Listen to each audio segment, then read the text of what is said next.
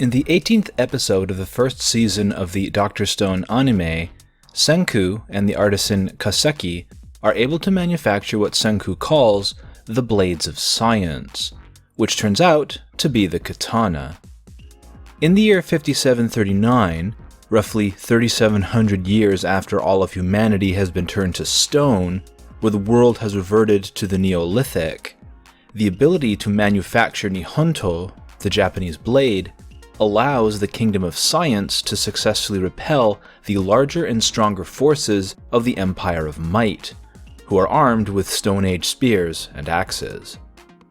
Producing the katana signifies that Senku has reached the apogee of the melee weapons tech tree.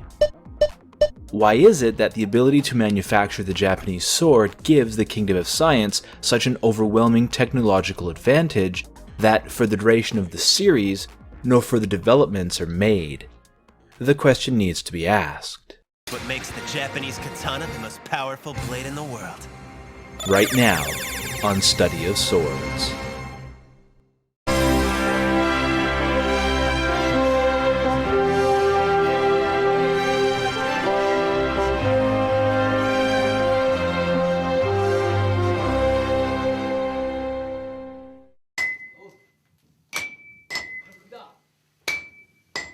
Dr. Stone does provide an accurate, if simplified, representation of part of the process for producing traditionally manufactured Nihonto. The process of making iron from setetsu, and hand-working a piece of heated iron to form the billet, which will become the blade, a process called tanren, are central aspects of traditional manufacturing. The kind of blade Kaseki is able to produce is very simple, which, given the material and technical limitations, is not surprising. This type of blade construction, called maru, is made from a single piece of steel, whereas the more common type of blades are laminated, meaning different types of steel are required to produce them. This episode doesn't mention yakeire, which is heating the blade to a specific temperature and then submerging it into a liquid medium, traditionally water, to initiate a very rapid cooling which hardens the steel. This is vitally important as it produces the martensite and pearlite crystal structures Senku mentions. It is also one of the means by which the distinctive curvature, or sori, of the blade is achieved. So why this step was omitted is a bit confusing. Owing to the maru type of blade construction, the hard cutting edge, the ha, and the softer spine, the mune, of the blade is achieved solely through this differential hardening process, so not including it provides an unclear representation of how that was even possible. But perhaps the single element which was of absolute importance to the production of Nihonto was the complete omission of the polishing process. The very specific sort of edge which gives the Nihonto a generally sharper edge than contemporary European blades is achieved through a lengthy polishing process called togi, performed by a togishi. As I must guess, I would assume that the reason it was cut was limited space, and that by focusing explicitly on the smithing, the centering of the forging process and the materials used reinforces the significance of the iron. There's also the line about science figuring out that 2 folds is sufficient, which isn't entirely accurate, especially given the relatively low purity of the iron Kaseki has to work with. As nebulous as the term powers up the iron is, what Otakashi Tairen, the folding and refolding process, does is more evenly distribute any remaining impurities in the steel, providing a more homogeneous material from which to craft a blade. The constant hammering will also reduce slag which has formed on the surface of the iron. This process significantly reduces the possibility of impurities in the metal from creating a failure point in the finished blade, something which is significant when you are relying on the weapon to defend your life. With all this said, the katana which are produced, which are also apparently easily fitted with rather traditional-looking koshire, that being the hilt furniture, are reasonably well proportioned and generally realistic looking. They match up quite well with historic and extant examples. Their performance, on the other hand, leaves something to be desired.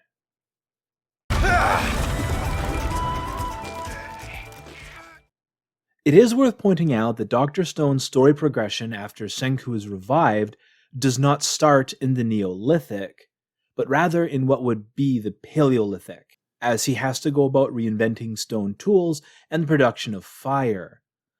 Albeit the oldest surviving wooden fire drill has been dated to around 4000 BCE, so on the cusp of the Bronze Age. However, once Senku is discovered by Kohaku, and he learns about Ishigami Village, it is revealed that the more appropriate time frame would be the Neolithic.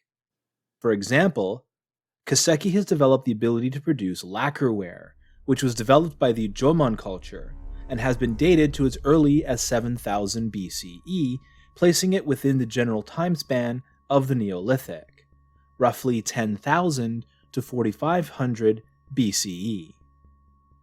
Japanese archaeology, in the broadest terms, refers to the Neolithic in Japan as the Jomon period, roughly 14,000 BCE to 1000 BCE, depending on the model.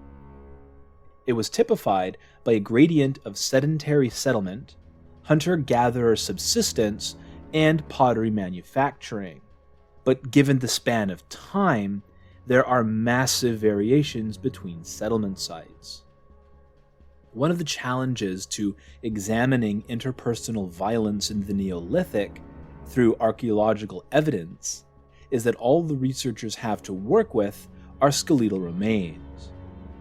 This means that any evidence of soft tissue wounds will be absent, or rely on identification based on marks on bone.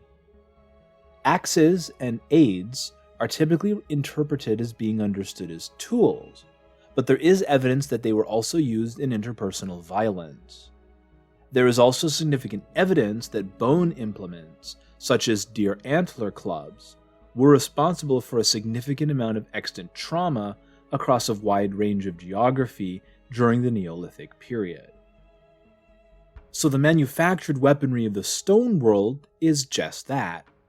Stone that is manipulated and shaped into choppers, scrapers, axes, and spearheads.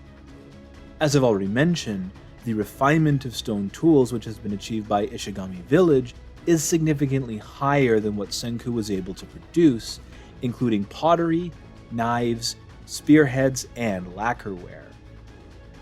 It's kinda disappointing because the series provides rather realistic-looking stone tools, at least initially, even if it mostly ignores the importance of bone tools and implements. Senku initially fashions a stone harpoon for Tsukasa, which somehow transmogrifies into a full-on sword by episode 3. And so it is no surprise that by the time the first raiding party of the Empire of Might arrives, they are armed with cartoonishly oversized stone implements. Now, it is important to keep in mind that the general reason for having oversized weapons is as a visual shorthand to emphasize strength.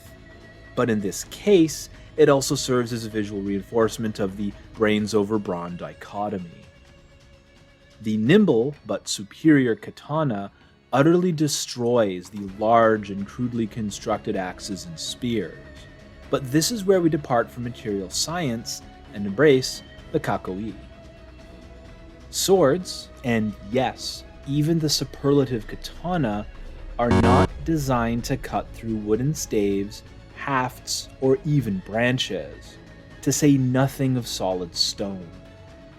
Yes, iron can be used to cut and split stone, but this is accomplished with specifically designed tools, not the honed edge of a Nihonto.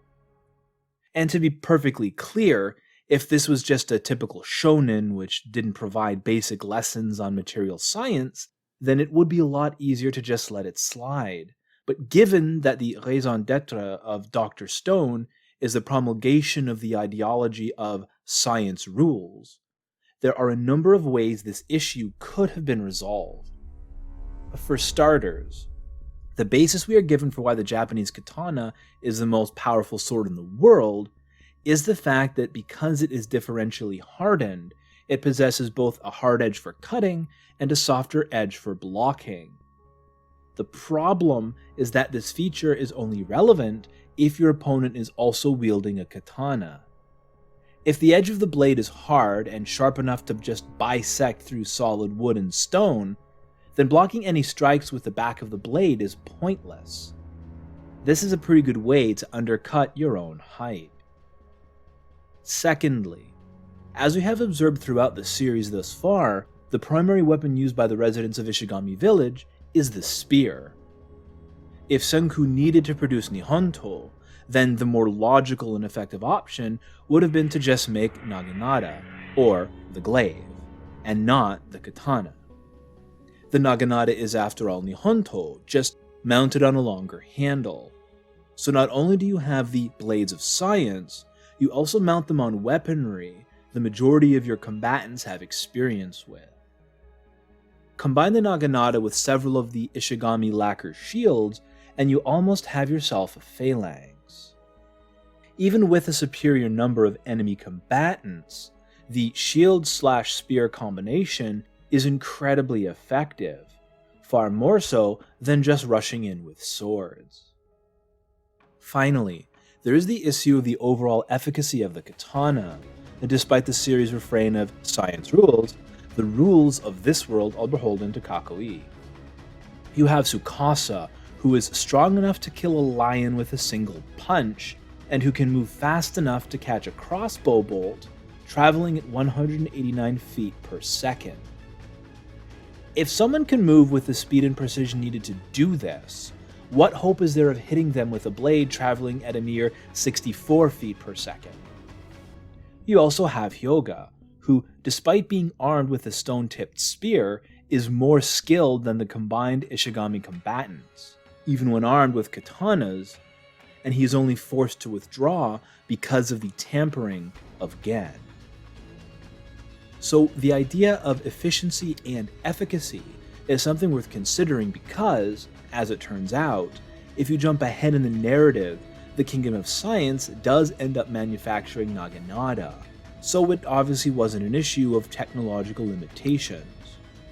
Now, you may ask, if naginata are just better weapons than katana, why wasn't everyone walking around with them in medieval and early modern Japan?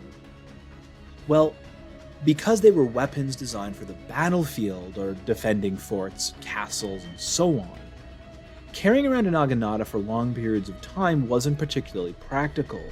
Swords, on the other hand, could be worn. They were, after all, the ideal sidearm. But Ishigami Village doesn't have the urban buildup of even a small medieval Japanese town, and the primary weapons were already polearms, so this isn't any sort of meaningful answer. Despite all of this, without revealing anything pertinent to the plot, the Kingdom of Science does not develop melee weaponry beyond the katana, because Senku has already made the pronouncement that they are the best swords you can make. This is revealing for a number of reasons. Chief among them is that this approach to the development of swords, and for that matter, technology as a whole, is fundamentally flawed.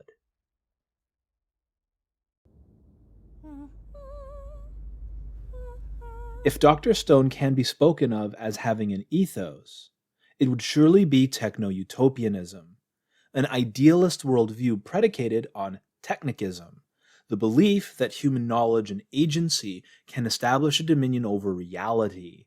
Techno-Utopianism sees the inevitable advancements of technology as necessarily resulting in an ideal society. This society's guiding principles would be rationality, efficiency, and efficacy. Senku not only wants to slingshot human civilization from the stone to the information age, he wants to blast past the pre-petrification world to an ideal society founded on the power of science. It took humanity over 2 million years to crawl out of the Stone Age to the Modern Age. We need to do that in a sprint. The show also approaches the development of technology quite literally like the tech tree one would find in an RTS. For example, in episode 18, a small window pops up acknowledging Nihonto acquired. Going a step further, the show provides the viewer with roadmaps to the development of a specific technology, which also operates on a hierarchical, linear, and unidirectional progression, what Deleuze and Guattari refer to as arborescent, albeit this is a simplified instance of the concept. In the narrative of the show, the roadmaps are predicated on being the most efficient way to achieve whichever discovery or invention Senku needs to obtain, because the show leverages the speed of development against whatever the threat is at that particular moment. But the inevitability of progress, even technology-based progress, is not really reflected in history, which is why I called it an idealist position. This understanding also creates a twofold problem. The first is the belief that there will always be a technological solution to every problem, and it is merely a matter of waiting for the right smart boy with access to sufficient resources to build a way out of the problem. The second is that development of human technology is presented as being inexorably linked to the progress of human society. The logical conclusion of this line of reasoning, then, is that the more technologically developed a society is, the better a society it is. The less idealistically naive term for this perspective is called the civilizing mission, and has been a chief justification for the colonization of societies deemed less civilized than the imperial homeland. The problem with the linear understanding of the development of technology and the overvaluing of the logical ends of the technology tree is that it universalizes and dehistoricizes technological developments. The katana, and the material science and craftsmanship underlying its manufacture and construction, is not the pinnacle of sword making. Far from it. The katana, or Nihonto more broadly, is an excellent example of just how technology developed historically. The Japanese archipelago's primary source of iron was setetsu, something Dr. Stone highlights in episode 8. The process developed for the creation of native iron, and then steel, relied on the use of tatara, a clay furnace specifically constructed for the smelting of iron. The process used in the show is a combination of a primitive blast furnace and a form of iron smelting called zuku-oshi, where the iron was liquefied and then cast into ingots, which then required decarburization to reduce the carbon content. This method was replaced by a process called kera-oshi, which produced sponge iron, and remains the primary means of producing traditionally made Nihonto today. What is interesting for our purposes is that this developmental process is the inverse of how iron smelting progressed in Europe, where bloomery steel production occurred first and was later replaced by the blast furnace and cast iron production. Japan readily adopted modern industrial iron and steel making processes in the early Meiji period, and relied heavily on imported materials well into the Taisho period, and the tatara method ended in 1925. It was briefly revived between 1931 and 1945 to produce gunto, or military swords, primarily for propagandistic purposes, but production ended at the cessation of the Pacific War. It would not be until the 1970s that a concerted effort to revive and preserve the tatara method of iron smelting and traditional blade manufacture occurred. Swords, like all technological developments, were products of their time and geography, manufactured to perform as best as they were able to within their specific historic contexts. Trying to establish a hierarchical conception of what the best sword is based on a tech tree type model is fallacious and ahistorical to the point of meaninglessness.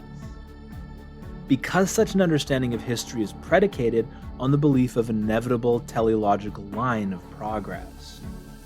If nothing else, the developmental history of Nihonto can be used to illustrate that there is more to the adoption and promulgation of technologies than the inevitability of advancement.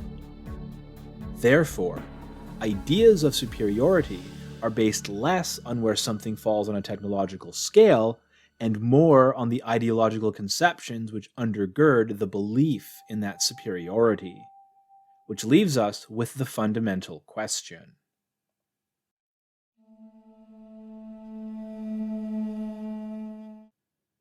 I've already mentioned that because of the mechanics of combat in Dr. Stone, the best option for melee weapons which Senku could have produced would have been the naginata. So why in a series which fetishizes the technocratic and the logical did mangaka Inagaki Richiro opt for the katana? Well, for two reasons. The first is that the katana is, among all Japanese arms, the most possessed of kakoi. And second, because it is a well-known and distinct cultural product of Japan. If we look at the shot where Senku is facing off against the Empire of Might's vanguard, the image which flashes to represent the significance of having developed swords is the defending villagers wearing kimono and brandishing a variety of Nihonto. Even the attackers are made to balk, exclaiming in the original Japanese, Nihonto! In English, despite the ubiquity of katana, they nevertheless went with, They have Japanese katanas! But think about it. Who is having this vision of the Ishigami villagers decked out in kimono? Well, Senku perhaps, and quite likely, the attackers as well. Perhaps even the villagers themselves. But no. Like all of the visual language in the show, it is for the benefit of the audience. Let me explain. Ensuring that some samurai imagery accompanies the brandishing of the Nihonto can of course only be accomplished through a symbolic vision rather than literally, given the context of the show. Nevertheless, it still provides a very specific image which will then directly influence how the viewer experiences what happens next. That Japan is the last region to become petrified. That Japan is where not only the first humans to be depetrified awaken, but also where Ishigami Village is located, is significant. The inhabitants of Ishigami Village themselves are descendants of the astronauts who were unaffected by the petrification wave, one of whom was Senku's father. It is not surprising then that Byakuya, the single Japanese member of the crew, takes charge once the world has been turned to stone, is the member of the crew who survives the longest, and who develops the mnemonic 100 Tales, all in the Japanese language, of course. Now, this analysis shouldn't be read as antagonistic, because it's not at all surprising that Japanese media centers Japan. American media does it constantly. But this does affect how the story is told, whose culture, through the material innovations they have produced, is worth saving or resurrecting, and how this subtle nationalist sentiment can then be reinforced through the narrative and visuals of the series. Through the narration, Japan is centered while the rest of the world is presumably frozen in stone. In the late 19th and early 20th centuries, the phrase wakan yosai signified a unique Japanese approach to the rapid modernizing efforts of the Meiji and was later developed in the Taisho and Showa eras. Literally translated as Japanese spirit, Western learning, it was based on the pragmatic adoption of industrial technology while actively resisting the colonizing efforts of the Western imperial powers. However, as time progressed and Japan was able to assert itself diplomatically and militarily, the emphasis shifted to the wakon, the Japanese spirit, being the key part of the equation. And while the term is anachronistic and fell out of use in the post-war era of Showa, the leveraging of the uniqueness of Japanese culture in a globalized market has been a cornerstone of the Ministry of Economy, Trade, and Industry Policy Initiative, Kuru Japan. Now, I am not making the claim that the way Japan is centered in Dr. Stone is a direct, secondary, or even tertiary result of the Cool Japan initiative. Only that the underlying ethos of Japanese culture being distinct and unique in an internationalist context is something which impacts the way the show approaches technology. Technology which developed in the West is treated as being without nationality. The implication here is that anyone with sufficient knowledge of the components or theories behind a given technology could reconstitute or rediscover it. There is, for example, nothing inherently Chinese about gunpowder, Italian about a Beretta, or German about sulfonamides. The narrative of the show treats science as a decidedly human institution, a universal inheritance which Senku strives to revive. Technology is something that humanity has collectively developed, and so is the birthright of all humans. It does not have a nationality, except when it does. The superiority of the katana in the world of Dr. Stone is not based on its unique material properties, as these don't actually matter. Nor is it the most effective weapon which could have been manufactured with the available resources. Better options were available. It turns out that the reason is not based in any sort of scientific explanation at all.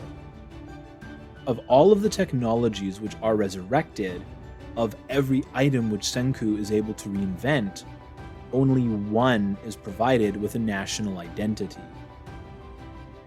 In episode 9, when Senku states that he has a plan for the iron he has just made which will convince Gen to join the Kingdom of Science, and Gen mockingly retorts, "Oh, what's that? Think you can sway me with a sword?" It's innocuous enough. But in the original Japanese, the term Gen uses is 刀とか作っちゃう not Nihonto. So this isn't simply a case of reading too much into it. The use of katana and Nihonto at different points in the narrative is done with purpose. Because it's not just a sword. Not even simply a katana. It is Nihonto, the Japanese blade.